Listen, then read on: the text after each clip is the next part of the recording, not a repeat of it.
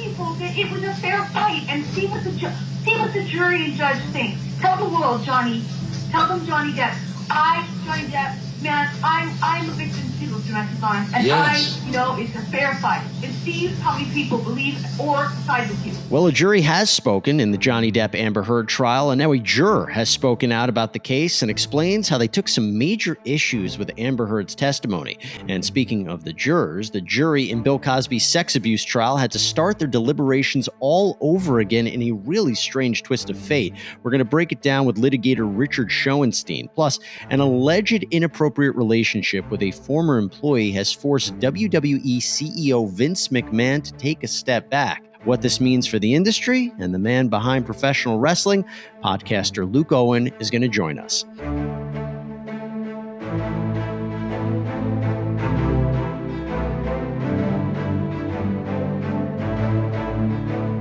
Welcome to Sidebar, presented by Law&Crime. I'm Jesse Weber. So, yes, something that we've been waiting for but didn't quite necessarily expect. A juror in the Johnny Depp and Amber Heard trial has come forward and done an interview. And as you recall, the jury found Amber Heard liable to Johnny Depp on every one of his claims of defamation against her for 3 statements that she made in a Washington Post op-ed piece in 2018. Depp was awarded $10.35 million in damages, but that is offset by the $2 million that Heard won on one of her counterclaims against Depp. So really, $8.35 million. Now, Heard sat down with Savannah Guthrie from NBC. And as we reported, she said that she doesn't blame the jury. She said, quote, "I actually understand. He's a beloved character, and people feel they know him. He's a fantastic actor." So a logical interpretation of that is that, according to Amber Heard, the jury didn't follow the evidence or the facts that was presented, but just was swept away by Johnny Depp, the actor, and his fame and his characters. Well, an unidentified male juror has sat down with Good Morning America and completely said the opposite. He said, quote, "The crying, the facial expressions that she had, the staring at the jury, all of us were very uncomfortable. She would answer one question and she would be crying, and then 2 seconds later, she would turn ice cold. Some of us use the expression crocodile tears." This is horrible. This is painful. And this is humiliating for any human being to go through. And perhaps it's easy to forget that, but I'm a human being. And even though Johnny promised that I deserve this and promised he'd do this, I don't deserve this. I want to move on. So according to this juror, they just didn't believe Amber Heard. That's why they decided the way they decided. She just wasn't credible, according to him. And that's really interesting because that mimics what many commentators were saying about her testimony as they watched it unfold in real time. So it's interesting now to hear it from the juror. Now, in terms of Depp, the juror said, quote, "A lot of the jury felt what he was saying at the end of the day was more believable. He just seemed a little more real in terms of how he was responding to questions. His emotional state was very stable throughout." No human being is perfect, certainly not. None of us. But I have never in my life committed sexual battery, physical abuse, all these outlandish, outrageous stories. And this was the question that we just kept asking throughout our coverage of the trial. Who came off better on the stand? Well, now you have an answer according to this juror. But then he said something that I thought was so interesting. He said, quote, "Ultimately, what I think is truthful was that they were both abusive to each other. I don't think that makes either of them right or wrong. But to rise to the level of what she was claiming, there wasn't enough or any evidence that really supported what she was saying." So this is really important because with the jury's verdict, it became a question of, well, they must not have believed Depp abused Heard in any way ever, right? Saying Heard was not a victim of domestic abuse like she claimed in the op-ed. Not so fast, because according to this statement, it makes it seem that maybe the jury, well, and maybe this juror, did believe Depp did bad things to Heard. Maybe he even put his hands on her. But according to this statement, it seems that it just didn't rise to the level of sexual violence or domestic abuse as outlined in the op-ed. And again, this was something that we were very curious about. Did they not believe that he abused her? Or did they just not think it rose to the level of domestic abuse?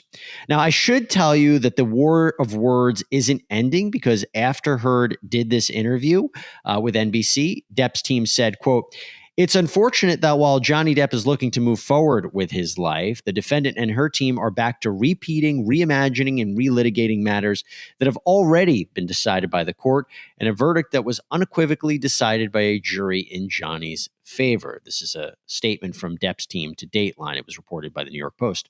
And then Heard's team fired back and said, and they said this in an email to Insider, quote, "If Mr. Depp or his team have a problem with this, we recommend that Johnny himself sit down with Savannah Guthrie for an hour and answer all of her questions. Or alternatively, they could just come on the Sidebar podcast. That would be good too." All right, let's talk Bill Cosby. After the comedian had his sexual assault conviction thrown out last year and he was released from prison, his troubles didn't end. No, because now he's in the middle of a very different trial, a civil case.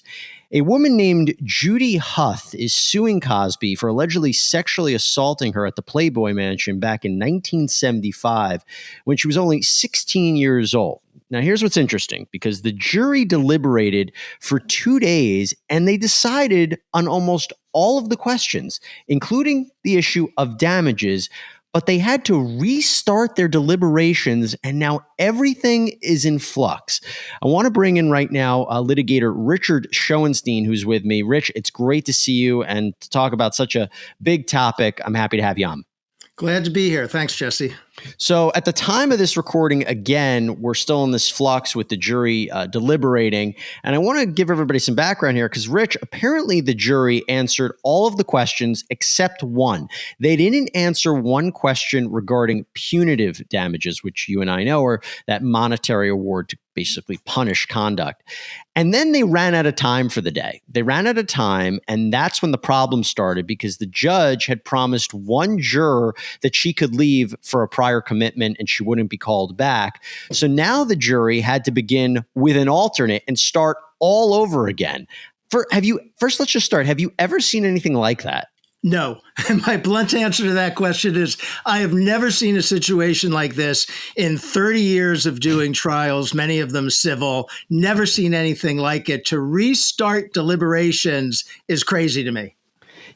It's really strange here because apparently the judge was first going to, and this was over the objections of Cosby's attorneys, to read the verdict on the questions the jury had decided on. But then the deputies, the sheriff's deputy, the courthouse deputies came in and they forced everyone to clear the courtroom because there's a closure time for the court at 4:30 p.m. Yeah, budgetary issues. What is that? That's not uncommon. That happens in New York courts, too. There's a hard stop time because staff in the courthouse has to get out and they have to shut the courtrooms down. And that's why most trials don't go past 5 or 5:30.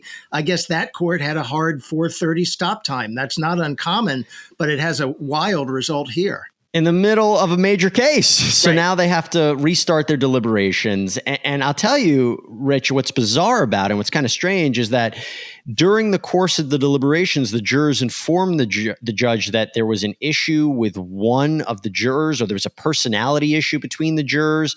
And the judge had to speak to them, and they answered a lot of questions about the verdict form, and they had questions about damages.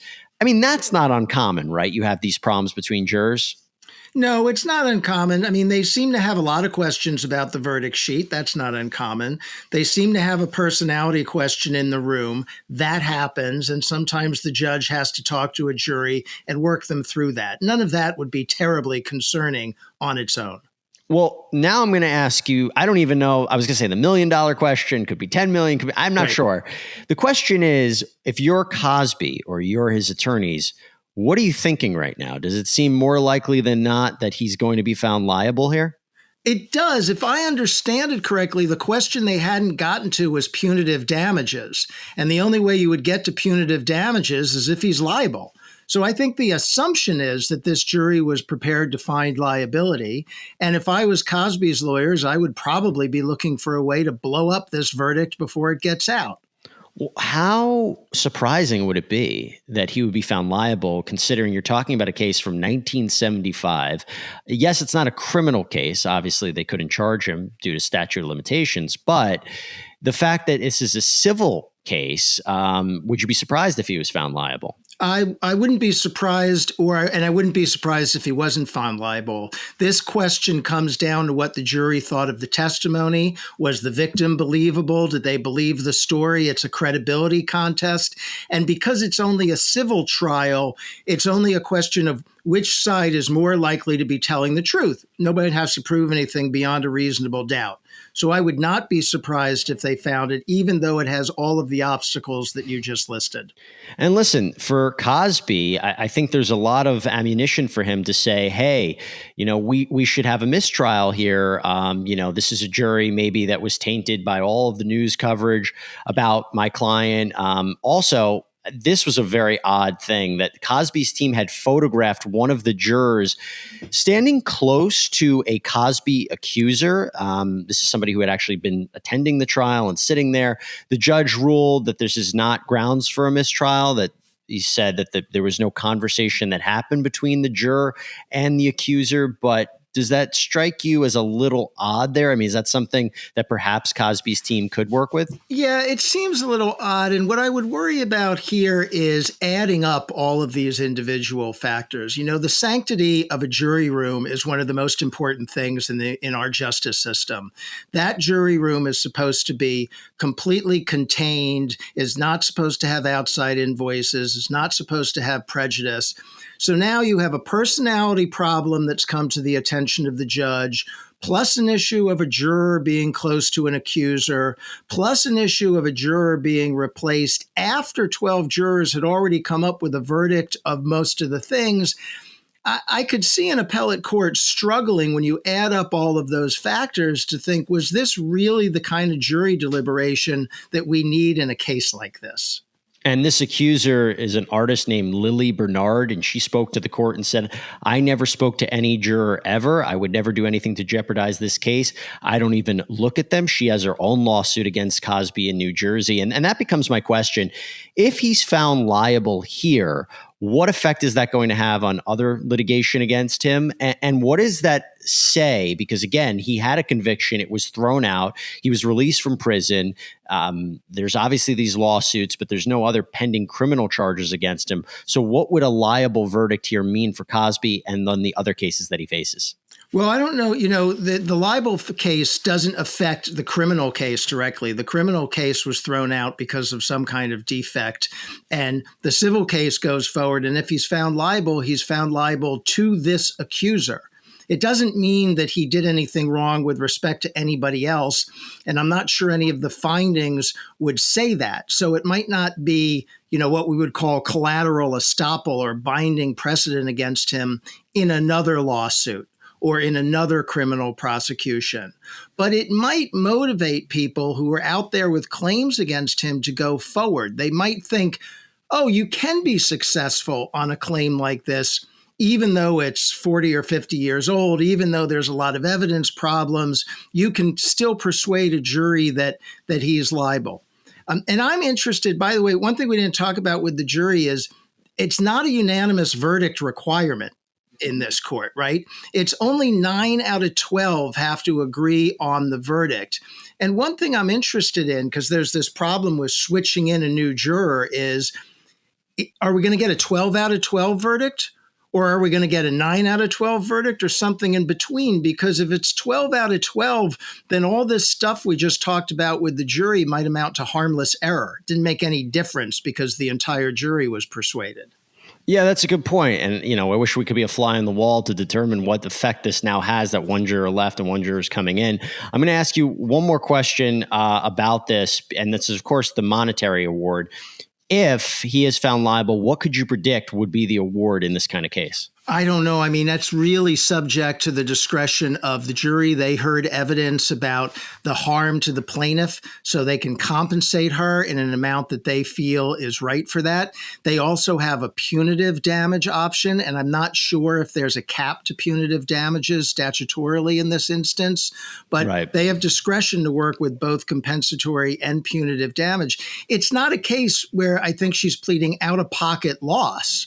She's pleading emotional harm and suffering, and a jury has some discretion to compensate for that kind of thing. We're going to wait and see. Litigator Richard Schoenstein, thanks so much for coming on. Thanks for having me.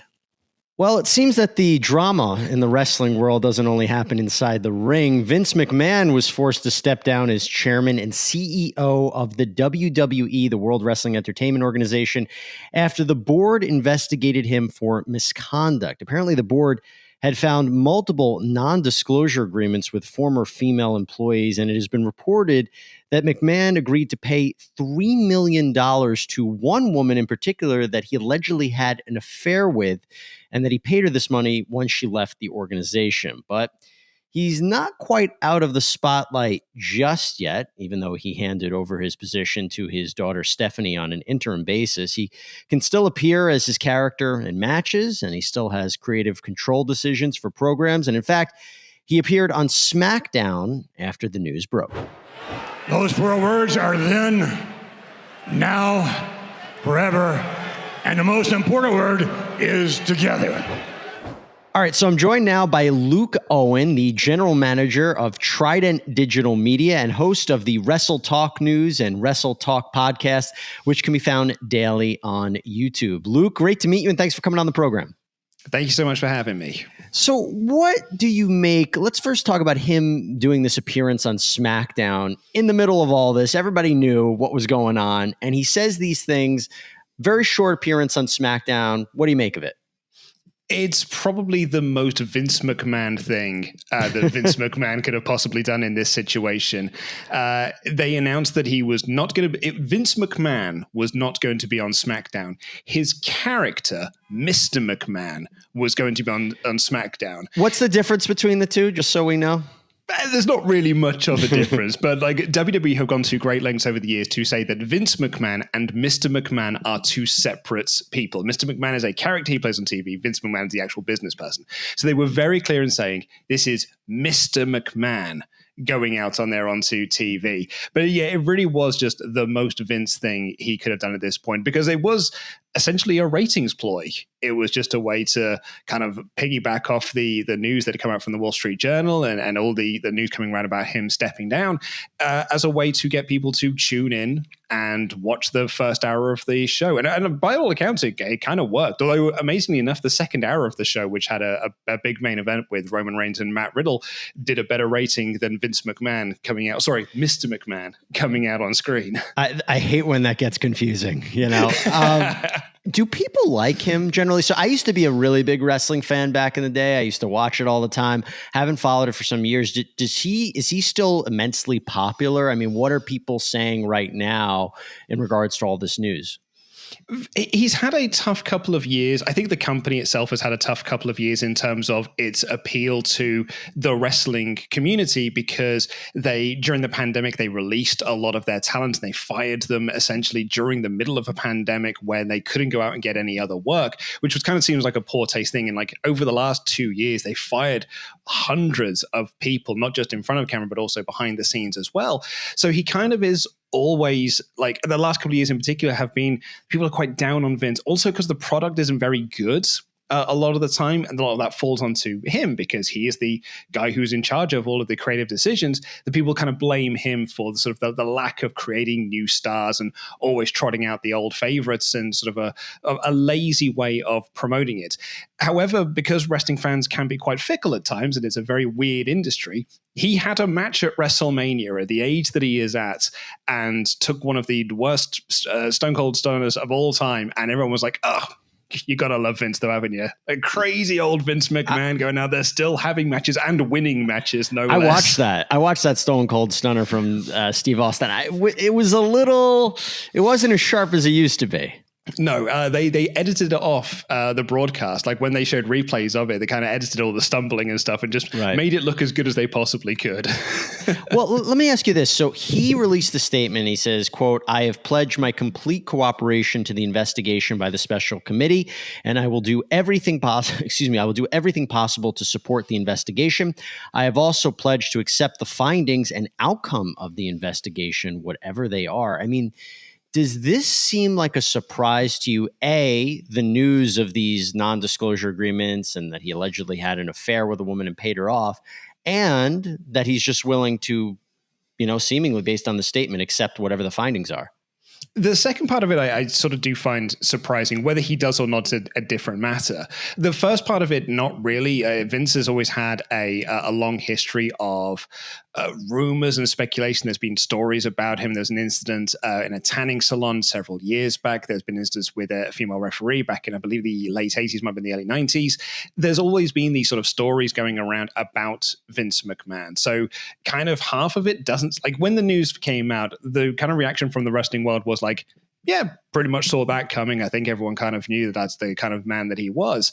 The second half of it, where he was like, I will accept, I think as a wrestling fan, and I think many wrestling fans would have the same opinion, which is I'll believe it when I see it. Like, I think him going out on SmackDown and acting, apparently backstage at SmackDown, he was acting like nothing had happened. There was a report from Sean Ross Sapp at Fightful Select that he was practically jovial backstage at SmackDown and was just like very happy, very smiley, and was completely no-selling the investigation. Do you think the industry could survive without him? Do you think the WWE could survive without him? Stephanie, his daughter, as I said, was put in interim control. What would be the industry and the company without him? I think that WWE will be fine, like because they have got a very solid base. They've got TV deals with USA and Fox for the next few years kind of lined up. They've got a Saudi Arabia deal. So like financially, they will be absolutely fine for like the long-term thing. It's to whether or not they would survive as a company is a completely different thing though, because we've never known WWE without Vince McMahon. Kind of the way that people have always thought about WWE is that Vince will be there until the wheels fall off. Like, whether that is him or whether that is the company. And I always thought that as well. I was like, he'll be there till the day he dies. What the company looks like without him is a very different prospect because, yeah, Stephanie McMahon is the person who's been brought in, but it's interesting that only last month, Stephanie stepped away from the company to focus time on her family. She was stepping away from her responsibilities as chief brand officer.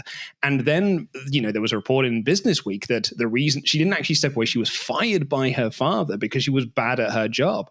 And it's now kind of figured that article that was in that came out was actually a hit piece on Stephanie to kind of like, it was a hit piece that was put out to make her look bad and the company look good, which then looks very weird because they have then brought Stephanie in to take over the company in the interim.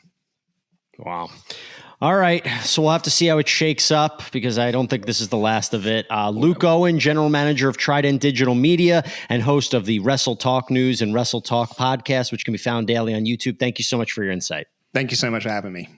Thanks for joining us here on Sidebar. Please subscribe on Apple Podcasts, Spotify, YouTube, or wherever you get your podcasts. Sidebar is produced by Sam Goldberg and Sean Bauer, YouTube manager Robert Szoke, and Alyssa Fisher as our booking producer. I'm Jesse Weber. Speak to you next time.